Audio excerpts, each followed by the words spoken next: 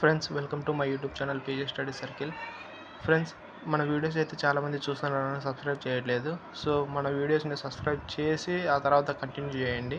So ఈరోజు వచ్చేసి ఈ వీడియోలో నా ఎన్టీపీసీ యూజీ సిటీ ఎక్కడ వచ్చింది, నా సెంటర్ ఎక్కడ పడింది, ఎన్నో షిఫ్ట్ అనేది ఈ వీడియోలో టోటల్గా డిస్కస్ చేద్దాం.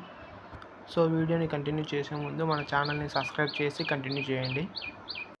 సో సిటీ ఇన్ఫర్మేషన్ లింక్ అనేది డిస్క్రిప్షన్లో ఇస్తాను, అక్కడ నుంచి మీరు చెక్ చేసుకోండి. సో ఫస్ట్ ఇక్కడ వచ్చేసి మన రిజిస్ట్రేషన్ నెంబర్ ఎంటర్ చేయాలి. ఆ తర్వాత పాస్వర్డ్ వచ్చేసి డేట్ ఆఫ్ బర్త్ ఎంటర్ చేయాలి, డేట్, మంత్, ఇయర్.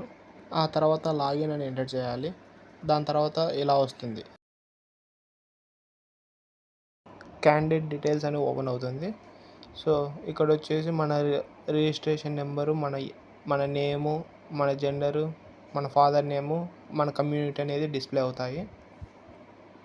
అలాగే కొంచెం కింది స్క్రోల్ చేస్తే మన సిటీ ఎక్కడ పడింది అనేది తెలుస్తుంది. నాది వచ్చేసి తిరుపతి పడింది, ఆంధ్రప్రదేశ్లో.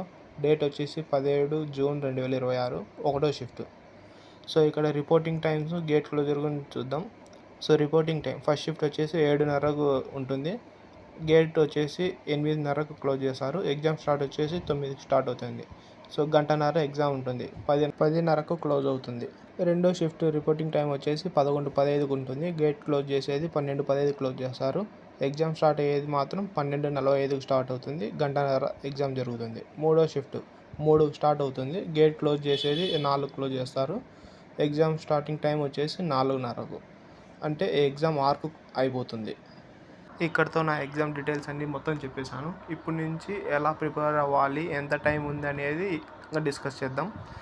ఎగ్జాక్ట్గా ఈ రోజు నుంచి నాకు 7 to 8 డేస్ మాత్రమే ఉంటుంది, కాబట్టి నేను ప్రిపరేషన్ అనేది బాగా చేయాలి.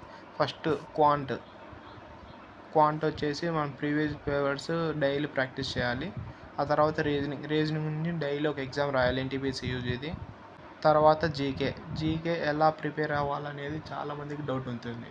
సో మెయిన్గా వాడు ఎక్కడి నుంచి అడుగుతున్నాడు అనేది మనం కాన్సన్ట్రేట్ చేసి చదవాలి. సో ఫస్ట్ వచ్చేసి పాలిటీ నుంచి 3-4 బిట్లు అయితే ఖచ్చితంగా తగులుతాయి. సో మీరు అయితే ఖచ్చితంగా పాలిటీ బాగా చూసుకొని వెళ్ళండి. తర్వాత వచ్చేసి హిస్టరీలో వచ్చేసి ఏన్షియంట్ హిస్టరీ నుంచి బాగా అడుగుతాడు. ఆ తర్వాత మిడీ లెవెల్ చూసుకోండి, దాని నుంచి అయితే ఎక్కువ అడగడు. ఆ తర్వాత మోడర్న్ నుంచి కూడా 1-2 క్వశ్చన్స్ అయితే అడుగుతాడు. దాని తర్వాత అగ్రికల్చర్స్, ఫారెస్ట్, వీటి నుంచి 1-2 బిట్స్ అయితే వచ్చే అవకాశం ఉంది. తర్వాత క్లైమేట్స్, క్రాప్స్. దాని తర్వాత వచ్చేసి జియోగ్రఫీ నుంచి ఒక మ్యాక్సిమం 2 to 3 బిట్స్ అయితే ఖచ్చితంగా అడుగుతాడు. తర్వాత కరెంట్ అఫైర్స్ ఎప్పటి నుంచి చదవాలనేది చాలామందికి డౌట్ ఉంటుంది. సో మనం మేలో జరిగిన ఎగ్జామ్స్లో చూస్తే మ్యాక్సిమం అంటే వాళ్ళకు ఆగస్ట్ నుంచి కరెంట్ అఫైర్స్ ఎక్కువ అడగడం అనేది జరిగింది. సో మీరు కూడా ఆగస్ట్ నుంచి ఎక్కువ ప్రిపేర్ అవ్వండి. ఈ ఇయర్లోటి కూడా ఒకసారి చూసుకోండి, జనవరి, ఫిబ్రవరి, మార్చి మంత్ అయితే ఒకసారి చూసుకొని వెళ్ళండి. సో ఎగ్జామ్ వెళ్ళే వాళ్ళు మాత్రం ఈ టిప్స్ పాటించి వెళ్ళండి. మీకు ఏదైనా డౌట్ ఉంటే కామెంట్ సెక్షన్లో కామెంట్ చేయండి.